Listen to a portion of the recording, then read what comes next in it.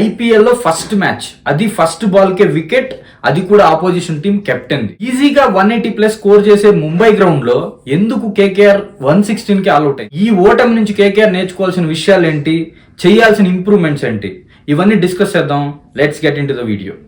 Hello guys, welcome to Crick stories. KKR తో match లో ముంబై చాలా స్ట్రాంగ్ గా కనిపించింది. ఎంతంటే లాస్ట్ 2 మ్యాచెస్ లో లేనంత స్ట్రాంగ్ గా కనిపించింది. Every bowler from the start అద్భుతంగా బౌలింగ్ చేశారు. ఎస్పెషల్లీ బోల్ట్ ఫస్ట్ ఓవర్ లోనే వికెట్ తీసుకొని బ్యాక్ టు ప్రీవియస్ బోల్ట్ అనే దానికి వచ్చాడు. బట్ సెకండ్ ఓవర్ లోనే తన వంతుగా మెయిన్ వికెటే తీసుకున్నాడు దీపక్ చహర్, అది de Kock the. So de Kock and Narine openers ఇద్దరు సెకండ్ ఓవర్ కే పెవిలియన్ వెళ్ళిపోవడం వల్ల కేకేఆర్ ఇన్నింగ్స్ అక్కడే బ్రేక్ పడింది. ఇంకా మన డెబ్యూట్ ప్లేయర్ అశ్విని కుమార్ ఎప్పుడైతే బౌలింగ్కి వచ్చాడో అప్పటి నుంచి మ్యాచ్ స్థితిగతే మారిపోయిందని చెప్పాలి. ఎందుకంటే ఈ రోజు డెబ్యూట్ మ్యాచ్ అయిన అశ్విని కుమార్కి ఇది ఒక డ్రీమ్ మ్యాచ్ లాంటిది. వేసింది 3 ఓవర్స్ అయినా తీసుకున్న వికెట్స్ 4. అవి ఎవరెవరివి? అజింక్య రహానేతో మొదలు పెడితే Rahane, Manish Pandey, Andrew Russell, Rinku Singh. So 4 main wickets తీసి కోల్కతా వెన్నుముక వీచినట్టే చేశాడు. లాస్ట్ మ్యాచ్ లో ఆల్రెడీ విఘ్నేష్ అనే స్పిన్నర్ ని ముంబై తీసుకొచ్చింది అండ్ అతను చాలా అద్భుతంగా బౌలింగ్ చేసి ముంబైకి మంచి స్పిన్నర్ ఉన్నాడు అని ప్రూవ్ చేశాడు. ఈ మ్యాచ్ లో మళ్ళీ అశ్విని కుమార్ తో డెబ్యూట్ చేపించారు and he bowled really well.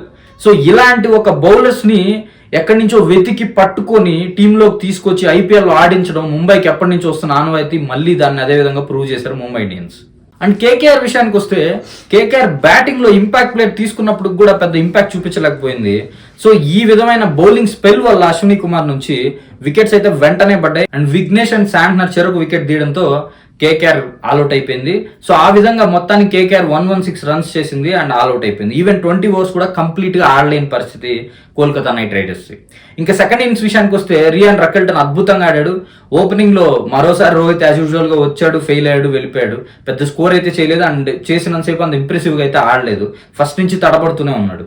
So Rickelton మాత్రం ఫస్ట్ ఓవర్ లో కొంచెం తడపడ్డాడు, బట్ వన్స్ పికప్ అయిన తర్వాత వేరే లెవెల్ షాట్స్ ఆడాడు.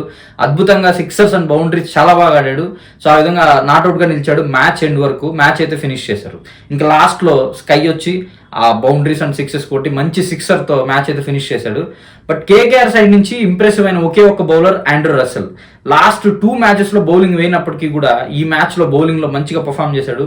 బ్యాటింగ్ లో ఇంపాక్ట్ చూపించలేకపోయాడు, బట్ బౌలింగ్ లో అయితే ఇంపాక్ట్ చూపించి ఒక 2 వికెట్స్ అయితే తీసుకోగలిగాడు తక్కువ టార్గెట్ లోనే. అండ్ ఈ మ్యాచ్ లో టర్నింగ్ పాయింట్స్ విషయానికి వస్తే ఈ మ్యాచ్ లో టోటల్ అశ్విని కుమార్ స్పెల్ ని ఒక టర్నింగ్ పాయింట్ గా గుర్తించవచ్చు. బట్ ఒక పర్టికులర్ వికెట్ గురించి మాట్లాడుకోవాలంటే మాత్రం అది రఘువంశీ వికెటే. బికాజ్ ఆ టైంలో అలాంటి షాట్ అవసరం లేదు. ఒక హార్దిక్ పాండే స్లో బౌన్సర్ ని పిక్ చేసి ఎక్కడో క్యాచ్ ఇవ్వాల్సిన అవసరం లేదు. దాన్ని సింపుల్ గా డిఫెన్స్ చేస్తున్నా లేదా వదిలేసున్నా మ్యాచ్ వేరేలా ఉండేదేమో అనిపిస్తుంది. సో రఘువంశీ ఆడిన ఒక రాంగ్ షాట్ వల్ల నెక్స్ట్ వికెట్స్ అదే విధంగా కంటిన్యూ అయ్యే కోల్కతా మంచి స్కోర్ చేయలేకపోయింది. సో ఎటు కాకుండా ముంబైకి సింగిల్ హ్యాండెడ్ గా మ్యాచ్ ఇచ్చేసింది. సో ఇది టర్నింగ్ పాయింట్ అని నా ఒపీనియన్. మీ ఒపీనియన్ లో ఏం టర్నింగ్ పాయింట్, మ్యాచ్ కి ఏది టర్నింగ్ పాయింట్ అనుకుంటున్నారో కమెంట్స్ లో చెప్పండి. సో ఇంకా stars of the match discuss చేస్తే ఫస్ట్ ఇన్నింగ్స్ లో star unanimously Ashwani Kumar. 3 overs లో 4 wickets, that two main players wickets తీయడం. He's the star player of the tonight. And with him Deepak Chahar 2 wickets తీసుకున్నాడు. Bowled చాలా wonderful గా bowling చేశాడు. So Kolkata side except Ramandeep Singh and కొంచెం రఘువంశీ, వీళ్ళిద్దరు తప్పితే ఎవరు ఇంప్రెసివ్ గా ఆడలేకపోయారు. Unanimously the star player is Ashwini Kumar. And batting విషయానికి వస్తే రికెల్టన్ అద్భుతంగా ఆడాడు. From the start till the end match ని నిలబడి ఫినిష్ చేశాడు. So Rickelton is 1 more star player. So ఇద్దరు ముంబై వాళ్ళు అవ్వడం అంటేనే అర్థమవుతుంది మ్యాచ్ ఎంత 1 సైడెడ్ గా వెళ్ళింది, ఎంత ముంబై డామినేట్ చేసింది కేకేఆర్ ని అనేది. ఫ్యాన్స్ చాలా డిసప్పాయింట్ అయ్యారు బికాస్ లార్జ్ నెంబర్స్ కేకేఆర్స్ కూడా సపోర్ట్ లభించింది వాంకడే స్టేడియంలో. బట్ ఫ్యాన్స్ అయితే చాలా డిసప్పాయింట్ అయ్యారు KKR fans. And Mumbai fans full happy after 3 matches లో థర్డ్ మ్యాచ్ కి వెళ్ళడం. ఫస్ట్ 2 లాసెస్ తర్వాత పాయింట్స్ టేబుల్ లో బోని కొట్టారు. ఫస్ట్ విన్ అయితే నమోదు చేసుకున్నారు అండ్ రన్ రేట్ కూడా 0.31 కి వెళ్ళింది. Plus around 6th place or 7th place లో ఉన్నారు పాయింట్స్ టేబుల్ లో. సో ఆ విధంగా ముంబై వర్సెస్ కేకేఆర్ మ్యాచ్ అయితే కంప్లీట్ అయింది. ఇది మన Mumbai versus KKR match review. So ఈ మ్యాచ్ లో నేను చెప్పిన పాయింట్స్ కాకుండా మీరు ఏదైనా అడిషనల్ పాయింట్స్ అనుకుంటే టర్నింగ్ పాయింట్ కానీ స్టార్ ప్లేయర్స్ కానీ కమెంట్స్ లో చెప్పండి. అండ్ రేపు జరగబోయే match Punjab kings versus Lucknow super giants. ఈ మ్యాచ్ లో ఎవరు గెలుస్తారు అనుకుంటున్నారు, ఎవరు స్టార్ ప్లేయర్ అవ్వబోతున్నారు, మీ ఒపీనియన్ ఏంటో కమెంట్స్ లో చెప్పండి. And we will meet in the next video. Thanks for watching my video. Please like, share and subscribe to Crick stories. Thank you.